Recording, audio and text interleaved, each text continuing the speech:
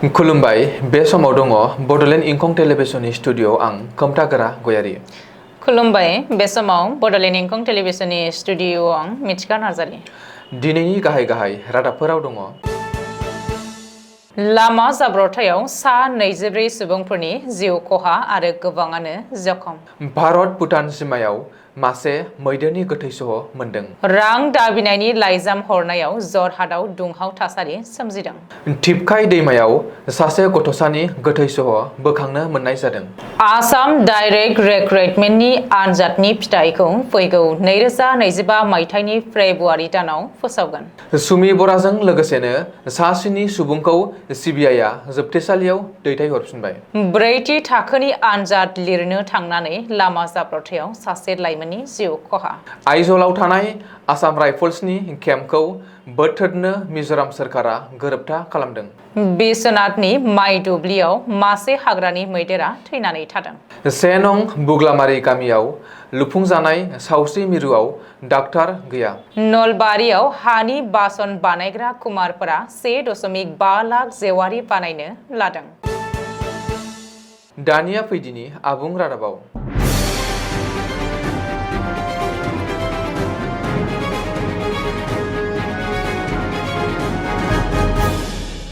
Mexico' हादरनि जाकाटेक central state जायगायाव गिख्रंथाव लामा जाब्रबथाय। गंसे ट्राक आरो गंसे बास गारिया गावजों गाव सौग्रावलायनायनि जाहोनाव खमैबो सा 24 सुबुंफोरा दुखुनांथावै जिउ खहा जानायजों लोगोसेनो गोबां सुबुंफोरा जखम जादों।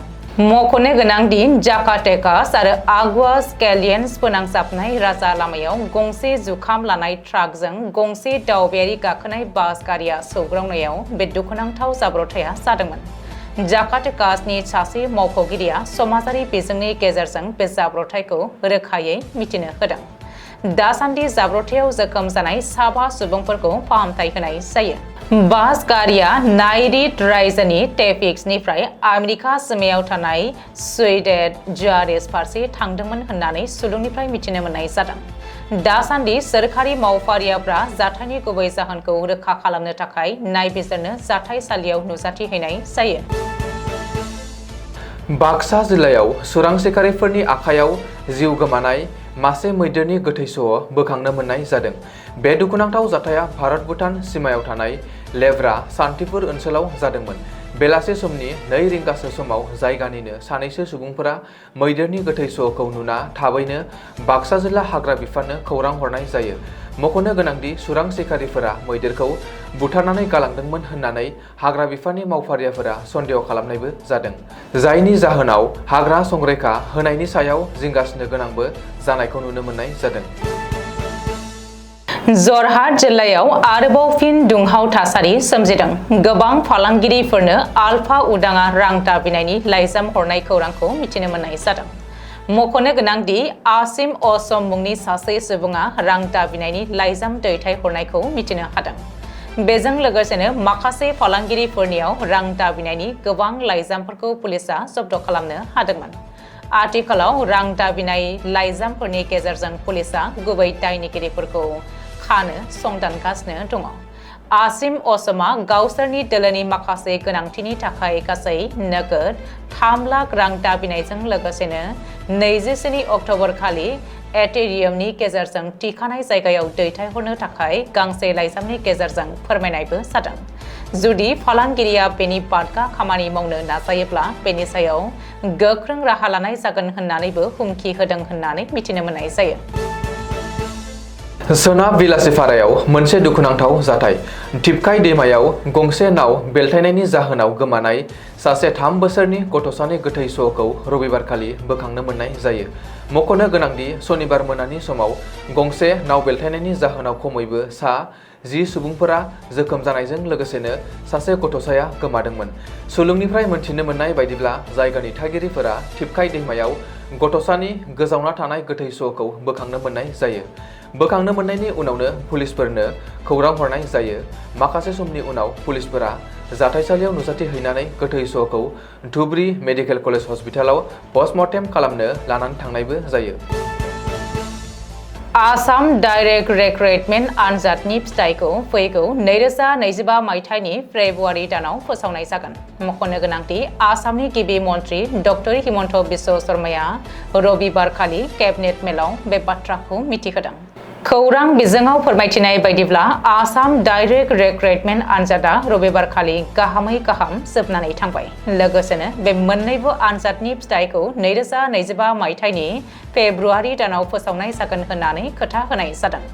बेनि अनगायैबो गिबि मन्त्रि डक्टर हिमन्त बिश्व शर्माया फैगौ 10 मे खालि गासै 35,000 बिजाथिफोरनो थिसनथाइ बिलाइ गथायनाय जागोन। बेखौबो फोरमायनाय जादों दि गासै 13,79,132 बिजाथिफोरा ADRE ग्रेड 4 आव आनजाद जिरायदोंमोन। गासै मोन 42 रायजो सोरखारनि बिफाननि थाखाय मोन 5,023 मासिखौ लानानै आनजादखौ खुंनाय जादों होननानै मिथिनो मोननाय जादों। असमिया फावखुंग्रि आरो मोसानो गोरों सुमि बराजों लोगोसे सासेनि सुबुंखौ सिबिआइआ जोबथेसालियाव दैथायहरफिनबाय। गुबै दायनिगिरि सुमि बरानि फिसाय तार्किक बरा, बिशाल फुकनमोनजों लोगोसे गुबुन गुबुन साबा फारियै आमलान बरा, अभिजित चान्द, रनजित काकति, सुबरज्योति कुर्मी आरो चन्दन नाथखौ गोबां रां थगायनानै जाख्ल'नायनि दायाव सिबिआइआ नायबिजिरनो थाखाय डिब्रुगड़ जिल्ला जोबथेसालिनिफ्राय थांनाय सुक्रुबारखालि दिहुननानै गुवाहाटीआव लाबोनानै गावसोरनि कास्टडियाव दोनफैथ'दोंमोन। मानो होनोब्ला बिसोर गासैखौबो डिब्रुगड़ जिल्ला बिजिरसालिसिम समबारखालि फसंफिननाय जागोन। बेखायनो सिबिआइआ गोबाव सम लाखिनो हायाखिसै। आसामनि गोबां सुबुंनिफ्राय ट्रेडिं एपनि जोहै गासै 2,200 कौटि रां बिशाल फुकनजों लोगोसे बिसोर गासैहाबो थोंजोङै लोब्बा थानायनि थाखाय पुलिसआ हमनानै जोबथेसालियाव दैथायहरदोंमोन। आसाम डाइरेक्ट रिक्रुटमेन्ट सुंद'यै ADRE ब्रैथि थाखोनि आनजाद लिरनो फैनायावनो सासे लाइमोननि थाखाय सुनि जादों। ADRE ब्रैथि थाखोनि आनजाद लिरनो फैनानै गिख्रंथाव लामा जाब्रबथायाव जिउ गोमादों सासे लाइमोना। जाब्रबथायाव जिउ गोमानाय लाइमोनखौ मिलन गगৈ होननानै सिनायथिनो हादों। डिब्रुगड़नि तापुरटान बाजाराव जादों बे गिख्रंथाव लामा जाब्रबथाया। रिपर्ट बायदिब्ला बाइकजों फैबाय थानाय मिलन गगैआ गंसे गारियाव गावनो सौग्रावफैदोंमोन। बे जाथायाव मिलन गगैआ जाथायसालियावनो जिउ गोमायो होननानैबो सुलुङाव फोरमायदों। मिज'रामनि राजथावनि आइजलाव थानाय आसाम राइफल्सनि केम्पखौ गुबुन दाबसे जायगायाव बोथ्रोदनो थाखाय मिज'राम सरकारा आरो आसाम राइफल्सनि गेजेराव मोनसे गोरोबथा जानानै थाङो। आइजलनिफ्राय जखावसाङाव आसाम राइफल्सनि केम्पखौ बोथ्रोदनो थाखाय गोदान दिल्लीयाव आसाम राइफल्स आरो मिज'राम सोरखारनि गेजेराव थांनाय 23 अक्ट'बराव गोरोबथा जादोंमोन। बे गोरोबथायाव मिज'रामनि गिबि मन्त्रि लाल दुहमा आरो मिरुनि नखर मन्त्रि अमित शाहमोनहा साखि महरै थाफादोंमोन। फैगौ 2025 मायथाइनि एप्रिल दानाव आइजलनिफ्राय जखावसाङाव आसाम राइफल्सनि केम्पखौ बोथ्रोदनाय जागोन होननानैबो मिथिहोदों। बिश्वनाथ जिल्लानि जिनजिया थानानि बेन्दोंआव दखरसे माइ दुब्लियाव हाग्रानि मासे मैदेरा थैनानै थादों।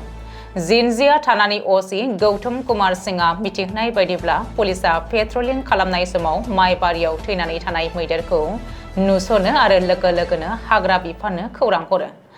जुनारनि डाक्टार कुसुम्बर दत्तआ फोरमायथिनाय बायदिब्ला मैदेरा जोबोद लोरबांखामोन। गोबाव समनिफ्रायनो जोखोम जानानै दङमोन। अदेबानि पस्ट मर्टेम आनजादनि उनावसो गासैबो सोराङाव फैगोन होननानै बुंबावदों डक्टर कुसुम्बर दत्तआ। गुदि सावस्रि मिरुनि थाखाय लुनाय न'आ आबुं जाबायब्लाबो नाथाय दासिमबो सफैयाखिसै सावस्रि जोथोनगिरि। थारैनो सोरखारा सावस्रि मिरुखौ रायजोनि खाबुनि थाखाय लुदोंमोन ना सोरबाया मावबिथांखिनि मुङाव टिका मावनानै गोरलै रां खामायनायनिसो जे सादोंमोन? बे मोनसे गेदेर सोंलु जानानै सिखांदों रायजो राजाफोरनि गोसोआव। बाक्सा जिल्ला 25 नं बागानपारा बिटिसि बियाब थमथमा जौगाखां खोन्दोनि बेन्दोंआव थानाय 1 नं बुगलमारि गामियाव थानाय 5 बोसोरसोनि सिगांनो रायजो राजाफोरनि खाबुनि थाखाय सोरखारा गंसे गुदि सावस्रि मिरु गायसंनाय जादोंमोन। दुखुगोनां बाथ्रादि न'आ आबुं लुफुंजानानै 5 बोसोरसो सम बाबेनलांबाय, नाथाय दिनैसिमबो बे गुदि सावस्रि मिरुआव रावबो सावस्रि जोथोनगिरिया रायजो राजाफोरनि सिबिथायनि थाखाय आगानबो होफैयाखिसै, जायनि जाहोनाव आबुङै लुफुंजानाय बे सावस्रि मिरु न'आ बायनानै हाग्रा बंग्राजों बुंफबजाबाय आरो भुट बांग्लानिसो महर मोनदों। जाय समाव मिरु आरो हादोरसा सोरखारा रायजो राजाफोरनि सावस्रि जोथोननि थाखाय गोबां मावथांखिफोरखौ लानानै खामानि मावबाय थानायखौ नुनो मोनदों। बे समावनो 1 नं बुगलामारि गामियाव लुफुंजानाय गुदि सावस्रि मिरु न'खौ आबुं लुफुंजाखांनायनि 5 बोसोरनि उनावबो सोरखारा सावस्रि जोथोनगिरि थिसनथाइ होआखिसै। बेनि थाखाय 1 नं बुगलामारि गामिनि रायजो राजाफोरखौ गोबां सावरायनायखौबो नुनो मोननाय जादों। बिटिसि आरो हादोरसा सोरखारनिसिम रायजो राजाफोरनि खावलायनाया बेनोदि 1 नं बुगलामारि गुदि सावस्रि मिरुआव सोरखारा थाबैनो सावस्रि जोथोनगिरि थिसनथाइ होनानै रायजो राजाफोरनि थाखाय सिबिथाय होयो। फैगौ दिवाली फोरबोनि थाखाय सोनाब नलबारिनि गासैबो हानि बासन बानायग्रा कुमारफोरा 1.5 लाख हानि जेवारि बानायनो थि खालामदों। हानि बासन बानायग्रा कुमार माइकन दास, अन्जलि दास, अर्जुन दास, अतुल दास, बासन्ती दास आरो हेमन्त दास मोना फोरमायथिनाय बायदिब्ला बे बोसोराव गुबुन आदबजों जेवारिफोरखौ बानायनो लादों। नलबारिनि सामटा, कुलबिल हिलाफारा, कयहाटी, कुलाकुसि, दरंगिपारा, सरिया बायदि गामियाव बे जेवारिफोरखौ बानायनो लादों होननानै मिथिहोदों। दिनैनि रादाबा एसेनोसै। गोजोन्थों। गोजोन्थों।